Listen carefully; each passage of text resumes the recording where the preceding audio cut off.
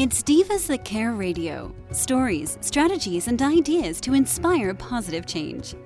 Welcome to Divas That Care, a network of women committed to making our world a better place for everyone.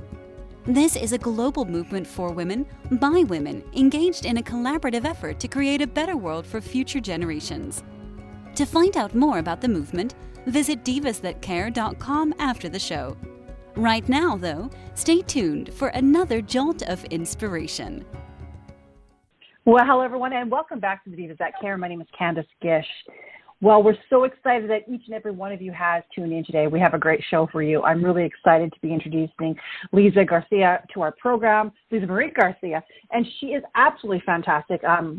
She is a publisher, and she publishes some awesome books, and I know you're going to love this, especially for all of you out there that are looking for a publisher or you are looking just to share your story. So I'm excited to be having her on the program. She's definitely an amazing addition to the Divas That Care, and I'm so happy that she's going to be one of our divas.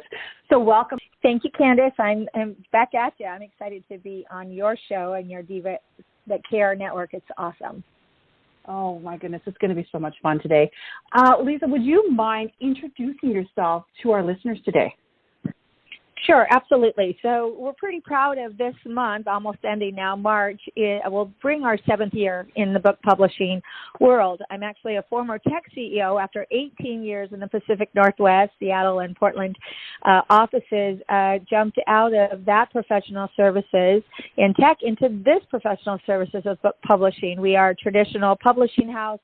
And we started our company very uniquely, knowing from day one that if it's not just the book, it's also about the promotion. And so it's exciting to be part of this team, and we've definitely learned a lot in 7 years. That's awesome. And you live in the amazing state of Florida. I absolutely love Florida. I have been there multiple times. It is such a beautiful state, wonderful people down there. And you live down there with your children. So tell me about that, because I love mompreneurs. I'll be honest with you. Being a mom of 4 girls has really inspired me to do so many things in this world. And so I want to hear a little bit about you and your family. Yes, of course. So I'm 50% of you. We talked about that. So I'm a mom of 2 daughters. And yes, as far as the relocation story, so if we can all kind of get a mental map in our heads, close our eyes and look at the the United States in our brain, and you'll see that I came from Seattle, Washington to Tampa, Florida. I mean, almost as far as you could, travel or relocate from across the nation. So I went from not really knowing what the sun was to having the sun 24/7, 365 years. I'm not trying to boast or brag, but I've been here now 9 years, and I try not to take it for granted. But yeah, it's a beautiful, wonderful life. It's a wonderful lifestyle, but it's not for everyone, for sure. But I love it. And then as we were talking about daughters and, being a mom and the responsibility of being, I'm their mentor, right? I'm their coach. I'm their mentor. I'm that person that moves through the world that they have been exposed to, for them to see, what's the right way to move through the world. And of course, they've seen the things that I've, failed on or stumbled on, and they're seeing what's maybe not right. I hope they learn from my lessons, right? Yes. Those things. But it's been a wonderful experience with my daughters that came with me to Tampa when they were in 2nd and 3rd grade. And I was just sharing just this last week, my oldest, my daughter that I say made me who I am today, right? My oldest, my firstborn, we just accepted her college application, and so we know where she's going in August. I know it's hard.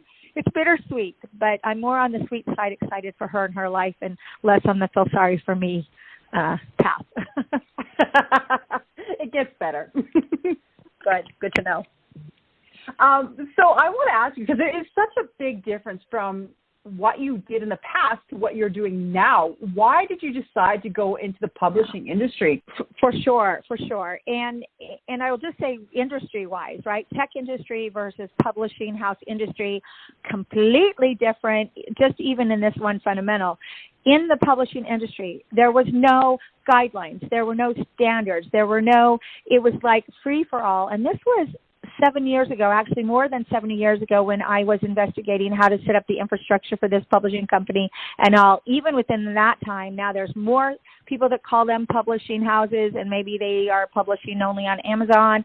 There, every day it seems like there's, more and more people that say they're publishers and have their own rules and ways to do things. So that's been definitely a challenge.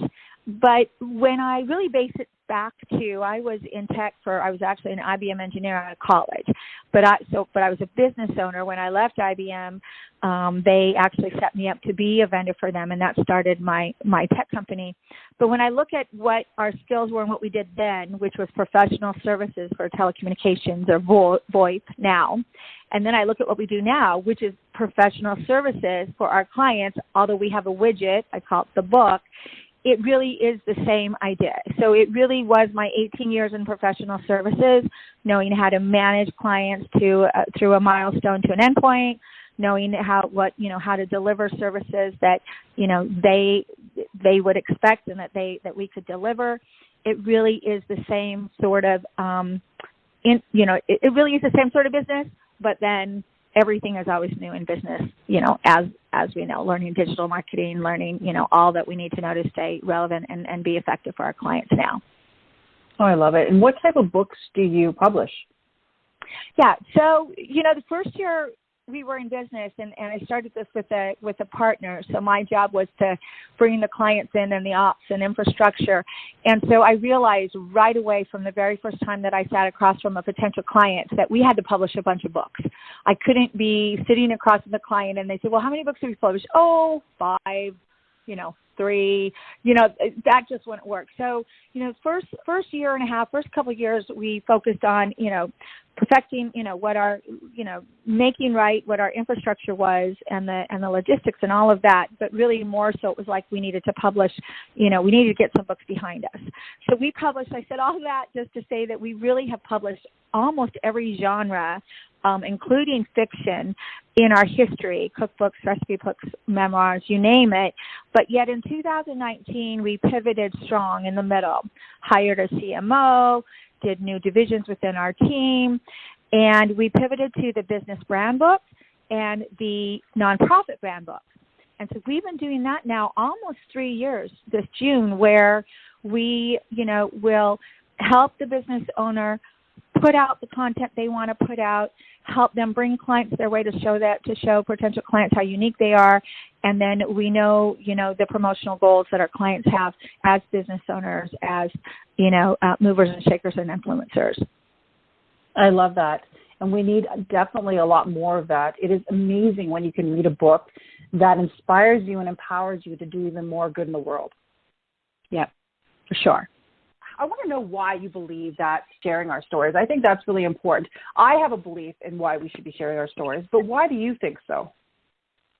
Right. So, we've all heard it been said, everyone has a story, and everyone's unique, and that's 100% true. I mean, we are, like I've been saying lately, we're snowflakes. We are all snowflakes. We are all 1,000% unique from even the people that are in our, family, even the people that we have, very light genetics with.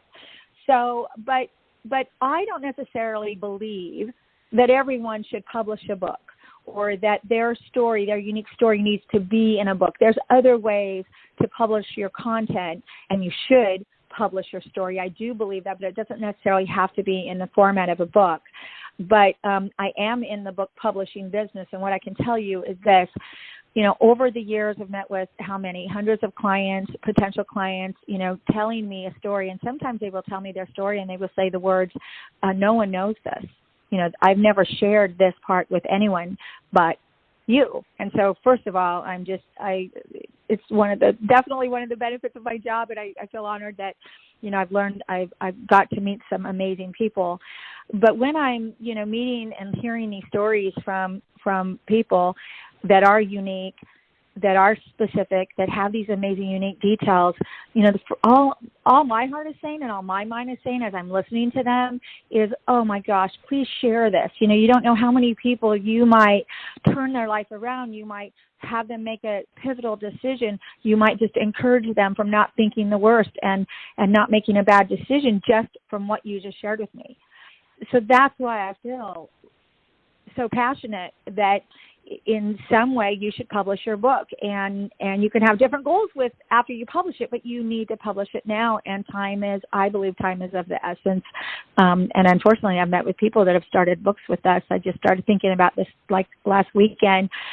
I started to remember people I met with that we were in process of writing their book, and they passed away unexpectedly. And it's pretty dramatic, and it lays heavy on me. Even though some of them have been years now, I don't forget. Well, they have so much wisdom, and that's what I think too, is that there's been so many amazing individuals out there that had this wisdom that I would have loved to been able to share with the younger generations. Right. No, right. And so my daughters are a senior, as I said, in high school and also a junior in high school. And honestly, they're so because I know my time is limited, so to speak, for them to be under my, household before they go to university, I, try to have my different ways and strategies to, throw this piece of advice, throw this story so they learn from it. But honestly, in that age group, the Gen Z, they don't necessarily want to hear it from someone they know. They want to watch it on a video from someone they don't know that is some influencer, right? Or someone recommended a book. Both of my daughters are big book readers. My one is traditionalist and orders the books, and I don't even see them anymore hardly. I just was actually in her room just recently, and I looked at a book. I'm like, oh, I don't even remember that book. I don't even know necessarily, what books they're reading. So, get great books out there. Put more books out there. The right person will read your book and, share it with someone. And then it will go to places not just in the U.S. but through the world that you won't know. You have no idea the influence that you have, and people and authors need to realize that the influence of your story, you really will not understand that influence and what that looks like until you publish, and you might never know, some of it. So put it out there, for sure. Well, it's interesting that you say that. I started the Divas That Care 13 years ago. And that's kind of the reason why I wanted it, is I wanted my daughters to be surrounded by amazing individuals, be influenced by extraordinary women out there that were, just change makers. Honestly, it was these women that influenced my life. And I thought if my daughters heard their stories, then they would be influenced also. And you're doing it through the books. For sure. And actually, so we'll see if my daughters listen to this in the future, but I actually pay them to be part of there's a part in the process where we call our beta read section, and we ask the client to find some beta readers, and then we have some paid beta readers on our side.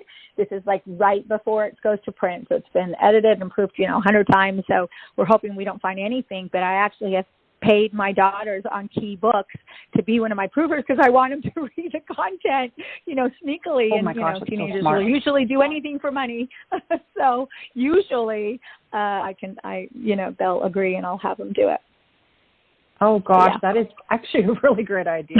I've had my daughters a part of the stuff that I do, but maybe not in that capacity. Yeah. So tell me, Lisa, what is going to be happening next for you? Do you have some projects on the go? Is there things that perhaps our listeners can be a part of? For sure. Thanks for asking. Actually, right now, we're really circling this legacy space, and it seems like, I'm a believer, so as I know in my life, when I'm in a certain theme or when there's something God's trying to teach me or help me with or whatever, it comes like in a lot of different forms. So right now, in a lot of different forms, this whole legacy idea is coming together, and part of it is we're putting together 2 anthologies. We've started 2 anthologies this year, and we've only done one a year for the past 2 years. So this will be our 3rd and 4th anthology type books. And if you're saying, what does that mean? An anthology is where you can become a published author by just writing a chapter in a book. And sometimes it's the first step for someone that, knows there's a book in them, but they're not ready to take on the whole book yet. So it's really a nice process. It's a very unique process. So our anthology right now on legacy is called Matters Most of All. It's like, I'm sorry. See, here I am. I'm horrible. I'm not the one that knows the title. Kidding. It's Like to Be Remembered. Thank you. It's called Like to Be Remembered, and we will have the site, likeToBeRemembered.com. We have that, and it's for you to write a chapter of what do you want to be remembered by? How would you like to be remembered? So we're building that anthology. There'll be 15 to 20 authors tops. We're already, getting authors to come aboard. But, there's no time like the present, like we were saying, like today. We're not promised tomorrow. We all know that. It's kind of a crazy world, but, it's always been a crazy world and a dynamic world. So we're doing that anthology, and then also we are publishing. Our next book release is called The 90-Day Book Author, and that is our brand book that we're doing a second edition to include information about anthologies and also to update it because the first edition was in 2019. And so that book is coming out, and it will show you how we can actually build a book from the ground up in 90 days and get you published. So that's what our team is going crazy on. Yeah. Well, there's so many, as you were saying, so many individuals that are thinking about writing a book, because I interview so many authors and people that would love to be authors, and they're like, I don't know how to get started. I don't know what the process is. And they would be very interested in something like that. That's exactly that's exactly what the 90-Day Author is, because honestly, what I hear the most is people saying, I can't really put my arms around, like you just said, around this big mountain called being a published author. And so the 90-Day Author book, and we do have it in the e, so if anyone, I'm happy to share it with anyone if they want the ebook on it.